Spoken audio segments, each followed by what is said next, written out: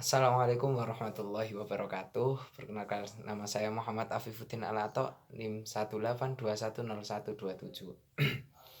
Di sini saya akan membicarakan tentang agraria untuk memenuhi UAS dari Bapak dosen Pak Nakfir.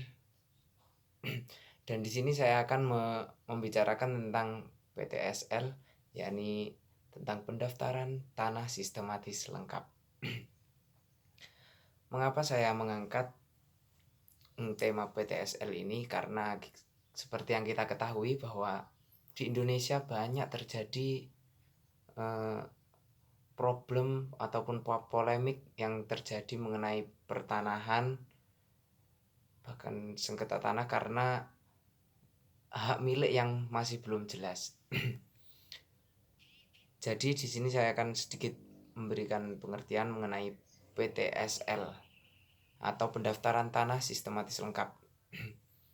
PTSL adalah kegiatan pendaftaran tanah untuk pertama kali yang dilakukan secara serentak yang meliputi semua objek pendaftaran tanah yang belum terdaftar di desa ataupun kelurahan,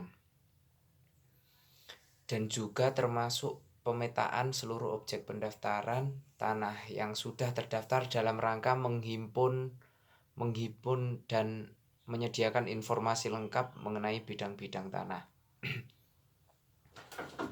Dan juga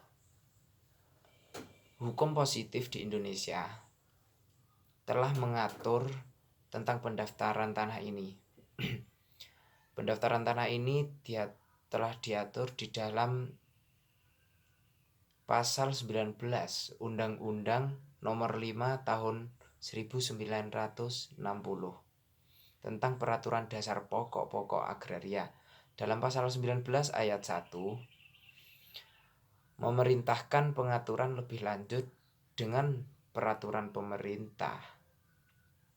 Maka dengan diterbitkan peraturan pemerintah nomor 24 tahun 1997 tentang pendaftaran tanah sebagai implementasinya, pemerintah menyelenggarakan pendaftaran tanah secara sistematis atau yang sekarang sering kita sebut PTSL. Lalu apa sih tujuan diadakannya PTSL ini atau target untuk pemerintah? PTSL ini ditujukan agar ada kepastian hukum mengenai suatu tanah dan perlindungan hukum hak atas tanah bagi masyarakat, sehingga dapat meningkatkan kesejahteraan dan kemakmuran, kesejahteraan masyarakat dan ekonomi negara, serta mengurangi dan menyegah konflik pertanahan. Ini yang utama. Dan juga agar untuk memudahkan pemerintah untuk melakukan penataan terhadap daerah-daerah atau kota, penataan kota atau penataan di desa seperti itu.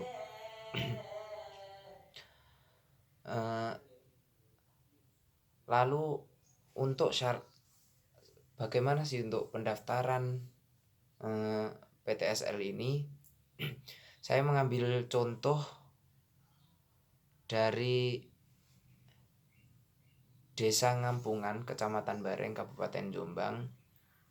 Di sana mensyaratkan untuk pendaftaran PTSL yakni melunasi SPPT tahun 2020 dan mengumpulkan SPPT tahun 2019 yang asli. Itu yang pertama, persyaratan pertama. Persyaratan yang kedua, memfotokopi KTP rangkap 3 1 lembar penuh. Persyaratan kedua, persyaratan ketiga, fotokopi KK rangkap 3. Jika KK dan KTP luar desa, harap untuk meminta legalisir dulu kepada Kades setempat. Persyaratan keempat, segel tanah asli. Dan jika hilang, seumpama segel tanah asli ini hilang, silakan untuk membuat surat kehilangan. Jika di bank, lapor desa akan dibuatkan surat pengantar. Lalu untuk biaya administrasi yang ada di Desa Ngampungan, Kecamatan Bareng, Kabupaten Jombang ini sebesar 150.000 per bidang. Setelah itu semua berkas tadi dimasukkan dalam map warna merah per bidang. Setelah persyaratan-persyaratan tadi terpenuhi, maka akan dilanjut kepada jenjang yang selanjutnya, yakni jenjang selanjutnya ini yang pertama adalah tahap penyuluhan. Tahapan ini dilakukan oleh petugas BPN di wilayah desa atau kelurahan, dan penyuluhan ini wajib diikuti oleh peserta PTSL. Yang kedua yakni pendataan. Setelah penyuluhan tadi ada pendataan. Pada tahap ini petugas akan menanyakan riwayat kepemilikan serta pemilik sebelumnya, dasar kepemilikan, apakah warisan, hibah atau jual beli, dan riwayat pajaknya. Yang ketiga yakni pengukuran. Petugas akan mengukur dan meneliti batas-batas kepemilikan lahan. Pada tahap ini, pemohon harus dapat menunjukkan letak, bentuk bidang dan luas tanah, serta batas bidang tanah. Selain itu, pengukuran lahan harus juga memerlukan persetujuan dari pemilik tanah yang berbatasan atau di sebelahnya. Setelah pengukuran ini selesai, akan ke tahap selanjutnya, yakni keempat, yakni sidang panitia A. Sidang panitia A ini petugas akan meneliti data yuridis dan melakukan pemeriksaan lapangan. Selain itu, petugas yang terdiri 3 anggota BPN dan 1 orang petugas desa atau kelurahan akan mencatat sanggahan, kesimpulan, dan meminta keterangan tambahan. Setelah sidang ini dilakukan, maka akan ke tahap selanjutnya, yakni pengumuman dan pengesahan. Biasanya selama 14 hari, pengumuman persetujuan pengajuan sertifikat tanah akan ditempel di kantor desa, kelurahan, atau kantor pertanahan setempat. Setelah proses semua itu dilakukan, maka ini proses yang terakhir. Proses yang terakhir yakni penerbitan sertifikat.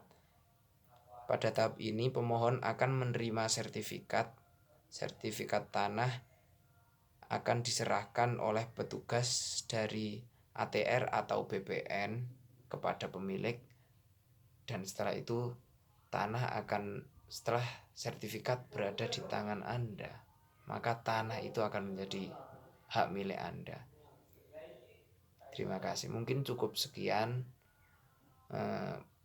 sedikit penjelasan saya mengenai PTSL. Dan untuk